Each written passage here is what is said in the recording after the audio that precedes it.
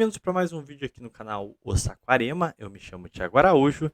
E bom, hoje a gente vai tratar aqui de um assunto bastante recorrente, que parece sempre em alta na sociedade brasileira, que é justamente o caráter da nossa composição social.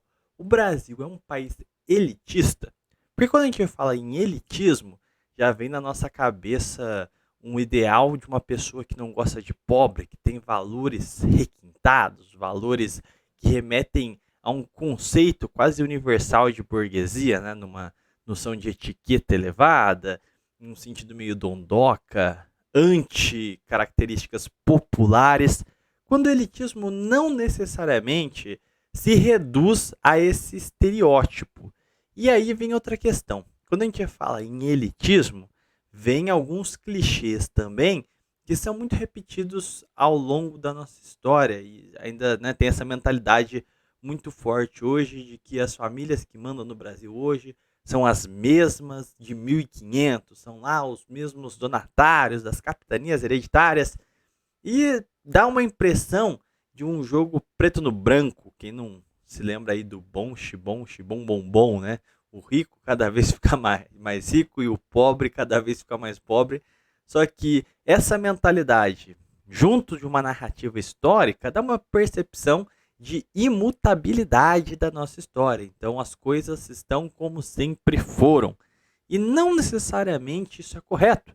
As percepções de elitismo na nossa política e na nossa composição social variaram bastante ao longo da história. E a gente vê uma transição de elites. E eu já falei isso aqui no canal também, que a grande parte dos nossos movimentos de transição histórica são compostos por acordos entre elites decadentes e elites ascendentes, ou seja, pequenas elites em ascensão, naquele momento de transição, compactuando com as elites anteriores, resultando em um processo novo. Isso por si só, essa dinâmica da nossa história, já promove as mudanças perceptíveis, as mudanças de ciclos, as mudanças de regimes, enfim, como também fica claro que para essas mudanças perceptíveis, há necessariamente que haver uma mudança interna dessas elites também. Como eu disse, geralmente de forma gradual. Mas antes da gente entrar propriamente nesse tema, para a gente fazer esse diagnóstico se o Brasil é um país elitista ou não, eu vou passar o chapéu aqui para vocês, vou pedir para vocês deixarem um gostei aí no vídeo, deixarem um comentário, o que vocês acham se o Brasil é um país elitista ou não. Lembrando para vocês, aqui na descrição do vídeo tem o canal de cortes aqui do O Saquarema, a gente faz muitas lives, muita gente está acompanhando, as lives estão bombando aqui no canal, e para tentar ajudar quem não pode acompanhar as lives na íntegra, a gente faz os melhores momentos lá no canal Cortes do Saquarema, tá bom? Se inscrevam lá. E lógico, se você quiser me ajudar aqui, na manutenção das atividades, se você quiser ajudar o meu ganha-pão, cogite ser membro aí do canal. A partir de R$3, você já vai estar ajudando financeiramente o canal aqui, como também tem conteúdo exclusivo para o clube de membros, tá bom?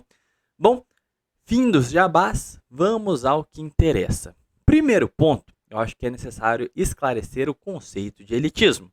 Ou seja, elitismo nada mais é do que a teoria de que a sociedade humana ela é regida por elites. Ou seja, a democracia, quanto ideal utópico, ela é meramente uma abstração, não é aplicável à realidade prática, mesmo nas pretensas democracias, é que um grupo determinado de pessoas com determinadas características prestigiadas ou então, como é que eu posso dizer assim, pragmaticamente favorecidas, dominam o todo de uma sociedade. Nenhuma sociedade no mundo ela é democrática de fato, não existe o governo de todos. Então você vai pegar desde países comunistas historicamente, até países capitalistas, até monarquias, todo regime político é uma forma de organização de uma elite sobre o todo, porque seria impossível uma autogestão de tudo. Talvez aí esteja intrínseca a crítica também ao capitalismo, ao comunismo quanto utopia, né? Porque seria um modelo impossível de se realizar a não ser, né, nesses cenários teóricos, né, do mundo lindo, maravilhoso, onde todos se interessam. E aí é que acontece? As elites, elas, até dentro dessa crítica ao comunismo utópico, ela emerge por uma necessidade humana natural. Ela emerge de forma orgânica, porque é impossível você pedir que todos na sociedade tenham uma consciência igual, todos na sociedade tenham uma consciência comum e de cooperação geral. Isso é bastante improvável que aconteça, para não dizer impossível, porque não é da vocação de todos o interesse público, a questão pública não é para todos. A maior parte da população tem um interesse simplesmente de ter um ganha-pão, ter o que comer, ter a sua cervejinha, sua picanha e acabou aí.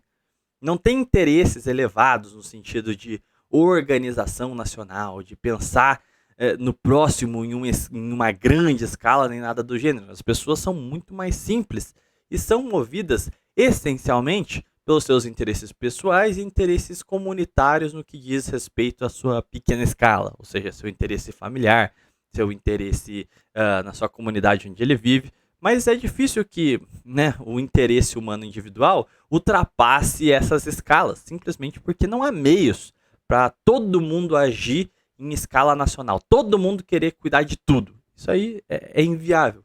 Então é natural que elites emerjam, ou seja, um grupo seleto, que estes sim poderiam ocupar aquelas funções exclusivas nesse sentido de organização social. Mas lógico que a composição de uma elite pode variar de acordo com as suas características. Vou fazer aqui um pequeno disclaimer, porque quem trata muito bem dessas questões, entrando mais profundamente nesse tema, já que aqui eu não poderei o fazer devido a ter esse formato de cápsula, né? Eu não quero fazer aqui um vídeo de 5 horas. O Homero, do canal Um Mero Podcast, que tem um quadro lá no NVP Cultural, ele fez uma série da Elite Theory, ou seja, a teoria das elites. Ele explica profundamente em diversos episódios o conceito, a aplicação. Então, se você se interessar por esse tema, recomendo a teoria das elites no canal NVP Cultural. É o quadro Terça Filosófica, tá bom? Confiram lá se vocês se interessam por esse tema. Mas a minha ideia aqui é trazer um recorte nacional dessa questão.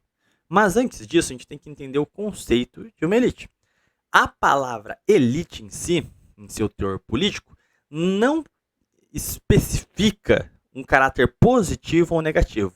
Hoje, quando a gente fala as elites que estão no poder, o que a gente está querendo dizer? É que é uma elite negativa, porque a realidade a qual o Brasil está inserido é uma realidade decadente. Então a gente não se orgulha dessa elite devido aos resultados práticos das nossas vidas. Então seria uma elite de estilo parasitária, uma elite que está por meios artificiais no poder, propriamente explorando a população, a qual esperaria que os seus governantes, né, promovessem o seu desenvolvimento. Então, o que eu quero deixar claro é que este tipo de elite é nitidamente uma oligarquia. Então, uma elite, quando ela decai, quando ela utiliza os seus meios de poder não para o bem comum, mas para os seus interesses privados, para os seus interesses tacanhos, ela se torna uma oligarquia. A palavra elite em si não tem conotação positiva ou negativa. Por exemplo, a palavra que vamos assim, colocaria a elite em um teor positivo seria aristocracia. A aristocracia é a elite dos bons, né? O governo dos bons. Só que até mesmo a aristocracia, depois da Revolução Francesa, o teor, a carga da palavra ficou associada, né, aos aristocratas, aqueles caras com peruquinha que ficavam comendo enquanto o povo passava fome. Então, perceba-se como houve um trabalho na palavra também para já descreditá-la. Então, quando você quer falar, sei lá, sobre uma elite positiva, você fala assim, não, quero uma elite de notáveis, sabe? Então, só deixando claro que elite por si não significa nada. E a aceitação que a humanidade é elitista também não implica em você ser antipobre ou qualquer coisa do gênero. Pelo contrário, você só está aceitando uma realidade intrínseca ao tipo de organização humana. Nós, quanto espécie, nos organizamos quando chegamos num nível complexo de sociedade, tanto comunitariamente, como hierarquicamente e por consequência, de forma elitista. Então a gente precisa de elites que vão desempenhar o papel governativo, porque é típico da hierarquia social, a divisão do trabalho e afins. Enfim, isso você pode observar em menor escala, mais presente no modelo tribal, ou seja, sempre tem uma elite, mesmo nas tribos, onde tudo é muito igualitário, ou seja, as vestes, o trabalho e afins, ainda existe uma divisão de trabalho e também uma classe, uma elite religiosa, uma elite diretiva, ou seja, em todas as instâncias do modelo de sociedade humana, existe uma elite a qual se destaca perante o todo, porque ela é a direção, aquela que consegue direcionar o trabalho conjunto, ou seja, para onde a gente quer caminhar quanto sociedade, independente do nível de sociedade. No caso do Brasil, nós temos algumas particularidades bastante intrigantes. No modelo colonial, a gente tem, no nosso período colonial, ali de 1500 até 1815, ou seja, 315 anos de história, é muito difícil você dizer que há uma estabilidade dentro de todo esse ciclo. Então você vai ver muitas mutações internas desse processo, oriundas do próprio processo de surgimento desse elemento brasileiro. Em teoria, a primeira elite que o Brasil tem é justamente essa elite de donatários, que tem dotes específicos que os levaram a legar essas terras no Portugal transatlântico, né, nas terras além-mar. E você percebe que há uma característica bastante diferente de outros modelos coloniais desta elite portuguesa, porque é comum, por exemplo, no modelo holandês ou no modelo inglês, a ideia de companhias no sentido mais capitalista propriamente, mercantilista mesmo, era uma elite comercial que se fixaria para extrair o que há nessas terras. Enquanto o modelo português ele tem uma mentalidade de fixação e a própria escolha dos donatários era dentro de uma mentalidade de fidalguia, ou seja, era um reino que tinha saído ali das guerras contra os mouros, estavam em expansão pelo mundo todo, então existia um grande apelo ao heroísmo, à figura do guerreiro. Então o fidalgo português ele não era meramente um empreendedor, ele tinha méritos no que tangia suas conquistas. Então aqui no Brasil a gente vai ver esse tipo muito claro, que é um sujeito que viu os trópicos como uma continuação das conquistas e das navegações. Então a gente pode dizer que a conquista da Ibéria como um todo contra os mouros, né, os islâmicos, já era a sua grande causa religiosa. As navegações se representaram como um desdobramento desse movimento, ou seja, a gente conquistou as terras, não tem mais terras, então a gente precisa ir para os mares, conquistar novos mundos. E aí você encontra um novo continente que se desdobra como uma continuidade dessa epopeia histórica. Devido a essa característica fortemente guerreira, então as noções quanto de civilização estavam intrinsecamente ligadas à conquista das novas terras e à expansão de um ethos. Não é o que muitos chamariam, né, de uma cultura catarginense, né? Aquela noção meio você se fixa para extrair e só faz os contatos necessários para os seus bens comerciais. Seria um modelo protestante, né? Holandês, inglês de colonização. Enquanto o ibérico ele teria um espírito mais elevado, num sentido quase que romano da coisa mesmo, de querer transladar a sua cultura, o seu credo, o seu modo de ser de fato. É justamente essa percepção, essa divisão de modelos civilizatórios que levam o Tito Livio Ferreira, por exemplo, um grande historiador paulista, a contestar o termo colonização, tanto para as inglesas, que tinham um caráter colonial, claro, mas era profundamente diferente do modelo ibérico.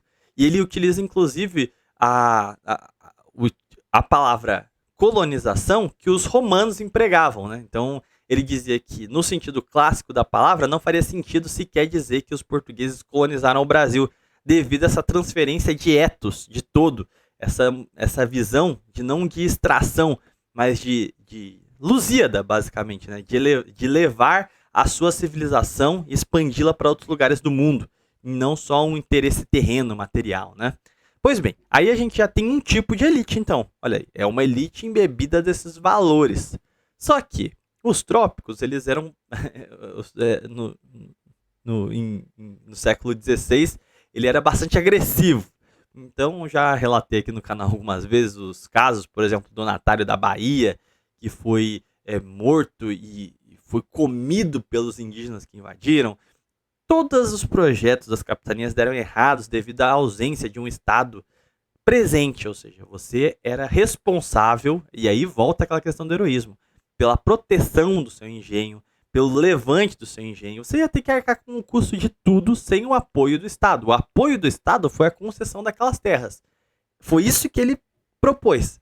Então você vai perceber que o triunfo da capitania de Pernambuco e de São Vicente, que vai se tornar São Paulo, está justamente marcado nessa capacidade de desenvolver um regime social bem hierarquizado, patriarcal e firme, para que ele pudesse sobreviver a esse clima hostil, extremamente mestiço, né? Então ele percebeu que é melhor você se indianizar e você integrar aqueles sujeitos numa estrutura. Lembrando que a integração do século XVI é bem diferente do sentido hoje, né, de cidadania plena e afins.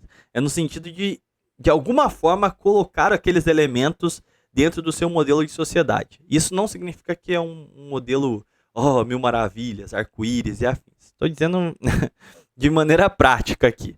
Então, por exemplo, as bandeiras em São Paulo, as primeiras aldeias de São Paulo, vão se irmanar portugueses e indígenas no interesse de conquistar novas terras, no caso dos indígenas que se juntaram, de se defender e conquistar tribos e clãs rivais. Então vai ter uma cultura de expansão bem clara.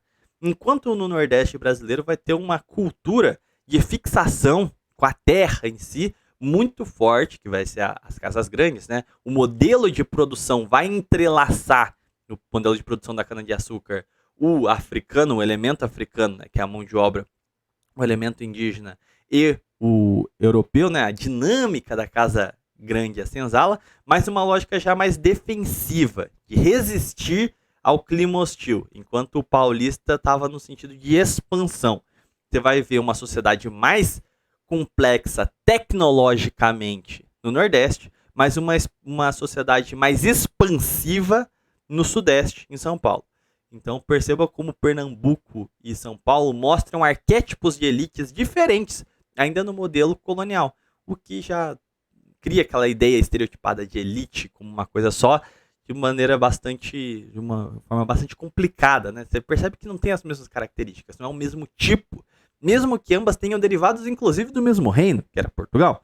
Cada um se adaptou de um jeito um tanto quanto particular, apesar de usar as mesmas características, né? Por exemplo, a miscigenação como forma de se enraizar na terra. Bom, se a gente olha, a gente dá um salto de tempo, a gente já olha o Brasil do século XVIII, a gente já está falando de um país já mais modernizado. Então, o ciclo do ouro entrelaçou o país, né, com a sua economia, ou seja, Minas Gerais se torna um grande centro, cidades bastante populosas, tem uma convivência ali, né, de escravos, do clero, da população comum. A gente vai ter todas as demais partes do Brasil, principalmente no interesse econômico, criando rotas para abastecer Minas Gerais, ou seja, os pampas no sul, o semiárido nordestino, o sudeste ali, todo mundo cooperando, criando laços em comum, justamente para abastecer esse grande centro do país, que era pujante, que era Minas Gerais. E nesse momento a gente já começa a ter uma elite de comerciantes, a gente já tem uma elite mais ilustrada, a gente tem os servidores públicos se constituindo de forma mais eficiente, devido agora à colônia estar de fato rendendo louros à coroa portuguesa, porque vale lembrar que antes do período do ciclo do ouro, o Brasil era uma colônia deficitária. Portugal gastava mais do que arrecadava. Então, as coisas mudam muito e o Brasil começa a ganhar, o que a gente, né, hoje a gente chama de Brasil, começa a ganhar uma cara muito mais moderna. Então novas elites vão surgindo, apesar de coexistir com aquelas elites anteriores que conseguiram montar os seus engenhos, a produção no Nordeste ainda é muito forte, por exemplo. Então, você já tem os estancieiros no sul do país também, já bem fixados, bem desenvolvidos. Então a gente vai vendo que novas elites vão surgindo de tipos diferentes, com outra matriz, porque enfrentam novos cenários, coexistindo com antigas. No caso, aquela elite nordestina já fica mais hospitaleira, as casas grandes já não enfrentam mais, né, aquele mundo selvagem como era do século XVI, e ao mesmo tempo as bandeiras, no caso de São Paulo, já se tornam quase como forças públicas de Portugal, haja vistas as entradas e as monções, que foram inclusive financiadas como forças da coroa em nome de El Rei. Então perceba como as coisas mudaram e a elite já mudou bastante. E aí você tem o advento dessa elite comercial, você tem o advento, como eu disse, dos funcionários públicos. Mudou bastante coisa. Ainda há uma elite central. O Brasil se organizava quase que em corporações, né? Ou seja, cada grupo meio que se irmanava com os seus e buscavam os seus interesses. E o clero, tem até vários estudos que apontam o clero como uma proto-organização sindical, né? Porque eles sabiam se organizar pelos seus interesses de classe. Mas a gente vai ver esse tipo de elite se formando agora. Uma elite muito menos ligada àquela questão de conquista, de heroísmo, de um país ainda muito rústico, e agora uma elite mais sofisticada, que vamos assim, caudatária do próprio desenvolvimento e a complexidade que a sociedade ganhou. Se você vai para o império já está num outro status, porque a gente vai ver uma elite de bacharelado, uma elite de ilustrados, uma elite de direito. Desde o começo do processo da independência até o final do Império, a gente vai ver isso na República também, você vai ver que os principais estadistas do Brasil, os políticos e afins, eles são formados em direito, são homens das leis, dos cânones, né, como eles diziam. Então, vai ter uma mudança ainda mais sofisticada. Vai continuar existindo a elite rural, que ela pode se impor, falar, não, eu quero assim, eu quero assado, eu não quero o fim da escravidão, eu quero isso, aquilo, mas vai ficar evidente que a cartada final, quem de fato vai controlar o aparato de poder, vai ser justamente os ilustrados. Quem vai criar as jurisdições, quem vai criar os movimentos políticos, quem vai definir a tonalidade das reformas e afins, vão ser políticos institucionalizados. Enquanto no Brasil colonial até então, aquela questão econômica era muito mais pesada. Lógico que grande parte da elite ilustrada vai ser oriunda, vai vir justamente das elites econômicas. Então você vai ter, lógico, filhos de fazendeiros, donatários de terras, que vão se tornar político por, né, você ter uma facilidade devido ao poder econômico. Mas percebe como o contexto, o teor desse elitismo muda drasticamente? No Império, há uma disputa, e eu acho que esse é o grande paradigma do Império, entre estadistas que queriam fundar uma nação, ou seja, romper com os caudilhos locais, a lógica patriarcal que só via o seu rincão, mas não via o Brasil. Você vai ver isso sistematicamente, que é uma elite querendo formar um país, falando assim, ó, seu interesse não pode preponderar perante os interesses da nação. E eu acho que o nível a confrontação chegou à sua temperatura máxima quando a própria, né, princesa começa a se engajar em uma política que é completamente contra os interesses dos agricultores, né, que foi a questão do abolicionismo. E eu não digo só na questão da Lei Áurea, eu digo desde o começo, desde a lei do ventre livre, a abolição do tráfico, tudo isso foi um confronto de elites interno, o que já mostra que não existe uma coesão, nunca foi uma mesma elite.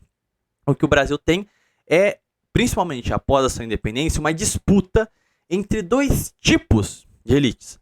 Uma elite que tem vastas, né, uma elite latifundiária com grandes terras, um país agrário, que vê no comércio internacional, na manutenção do modelo de exportação, no modelo basicamente neocolonial, a sua fonte de renda, e não, enquanto eles forem o cargo-chefe, eles têm mais poder de ação política.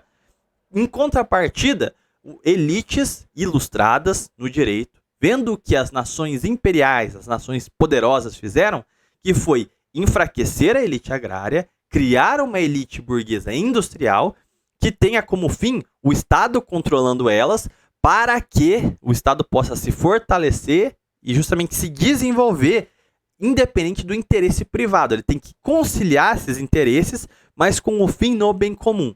Então é uma elite individualista latifundiária contra uma elite que busca o bem comum e de caráter industrial. Essa, basicamente, no Império isso já começa, você já vai ter por exemplo, um Visconde de Itaboraí, você já vai ter diversos pensadores que vão flertar mais ou menos com essa dualidade, só que o Brasil é um negócio complicado, porque depois a gente tem até o vídeo aqui que eu dou um breve panorama na aula sobre o pensamento autoritário, que é justamente as elites mais liberais, elas eram oriundas da fazenda, ou seja, elas eram donatárias de terras, elas ganhavam a vida, né? Os barões do café vão ser o auge disso. O que vai ser a proclamação da República? Vai ser uma elite que se diz progressista, que gosta de apetrechos progressistas, como o Estado laico, como livre mercado, como democracia, como republicanismo, mas que na prática, e o que a sustenta, é um modelo colonial. Os barões do café são muito isso, que é um modelo que atravancou a industrialização, que enquanto a abolição não havia sido feita, lutou até o último segundo para que ela não fosse realizada. E quando eles proclamam a República, a lógica é: a gente vai copiar a arquitetura, as instituições, né, liberais, republicanas, o progresso, mas a macroestrutura, que é o que realmente define o desenvolvimento de um país, eles não aderem. Eles não aderem a uma mentalidade de bem comum, verdadeiramente uma república no sentido clássico. Não, eles querem dirigir com os seus interesses particulares. O Brasil não pode se industrializar porque o cargo-chefe do Brasil é o café. O que interessa é: não quero criar um concorrente industrial nas cidades. Eu quero que o Estado financie a minha lavoura, que eu possa continuar sendo a principal elite do país, porque, inclusive, enquanto o meu produto agrícola for o principal, eu vou conseguir ter peso na balança política, um peso maior, porque a dependência do meu produto é maior, e inclusive resguarda a minha posição no sistema político. Haja vista que, naquele período, os barões do café, a maior parte deles participava ativamente da política, como deputado, senador, chegava à presidência da República. Então, era um regime que, apesar de absorver modernidades, era totalmente personalista. É o que a gente chama de patrimonialismo. Eles utilizavam a coisa pública de forma a ver os seus interesses particulares, ou seja, ver o seu interesse econômico, ajudar, colocar o irmão, o primo, o genro na máquina pública, construir essa coisa meio que em família. Mas, assim, tudo para mim, nada para os outros, né? Então eu ajudo os meus, mas aqueles que não são próximos de mim, para mim tanto faz. Isso aí é uma forma de elitismo negativa. Então aqui a gente está vendo já uma elite diferente do que a gente viu no Império, que era mais uma tensão entre duas. Na República Velha a gente tem a hegemonia dessa elite e cada uma delas tem uma característica muito diferente. Desde lá do período colonial, do período do ciclo do ouro, do período imperial, agora na República Velha. Cada uma dessas elites são oriundas de contextos diferentes, tem um interesse, um fim a qual ela quer preservar e conquistar diferente. E a gente tem um novo modelo de elite, que eu diria que é uma elite positiva, é um elitismo legal, que foi a partir da Revolução de 30, e vai ter o seu arauto no Estado Novo. E a gente pode dizer que esse modelo de elitismo sobreviveu até a década de 80, mais ou menos, até o regime militar começar a se desgastar de fato, que é a ideia que a gente precisa de uma elite de ilustrados, só que eles respeitam as características do povo, eles percebem aquilo que é estrutural, que é imutável, que tipifica a brasilidade, e ao invés de querer inferiorizar, como era comum a elite da época, eles enalteciam. por exemplo, a miscigenação na República Velha, ela era vista como um fator de atraso. Era necessário melhorar a raça do país. Por isso que veio aquele monte de imigrante para cá. Agora, a partir da Revolução de 30, os sociólogos comprometidos com a construção de uma identidade verdadeiramente nacional, que já eram caudatários, né, da década de 10, de 20, mas começam a ter espaço no poder a partir de 30. Eles trazem justamente que não, a miscigenação não é um fator necessariamente ruim. A questão é que a gente tem que ver o melhoramento da cultura, não da raça. Então a gente vai ter uma valorização do caboclo, do sertanejo, do ribeirinho. A gente vai ter o regionalismo muito forte, que ele vai se interligando, ou seja, os sociólogos, os folcloristas, os antropólogos, eles vão trabalhando para mostrar como os regionalismos se formam e como eles se conectam. E justamente estes regionalismos formam a nacionalidade, não há dualismo entre as duas coisas. É o Brasil profundo que tipifica a nacionalidade, e não o Brasil urbano, que seria a degeneração, porque seria a perca desses localismos. O que essa elite, que a gente pode dizer Estado novista, construiu, foi uma forma de mirar no futuro com a modernização do país, a industrialização, o levante de infraestrutura pesada, com esse ideal quase que romântico de brasileiro, valorizando as suas características fundamentais. Então, esse Brasil regional, esse Brasil mestiço, e vai construindo essa identidade popular, só que cercado de um aparato técnico que possa promover as modernizações. Então, é um compasso onde você consegue conciliar tanto o que a gente chamaria de populacho, né? Essa cultura de povo, que muita gente, né, satirizaria, tipo, é o Jeca lá. Ao invés de olhar dessa forma, ver como um Brasil mais puro, aquele ideal que a gente tem que preservar dentro da gente, só que em um contexto não estacionário, estandartizado. Não, um contexto em que a gente vai levar essas características justamente como base para o progresso. A gente só vai conseguir ter um país moderno de forma decente se a gente valorizar quem a gente é verdadeiramente. Então, é industrializar o caboclo, o sertanejo, e não abandonar eles para aderir a uma nova identidade cosmopolita. Essa elite, eu acho que ela foi o melhor caso para o Brasil, porque ela é uma elite que valoriza a população. Ela não é hipócrita de dizer que é uma democracia onde todos têm partes e vender mentiras para se fixar no poder. Mas ela torna a dominância de uma elite técnica de forma legítima. Então, ela se baliza, tem a aula aqui no canal sobre o pensamento autoritário, recomendo fortemente de novo.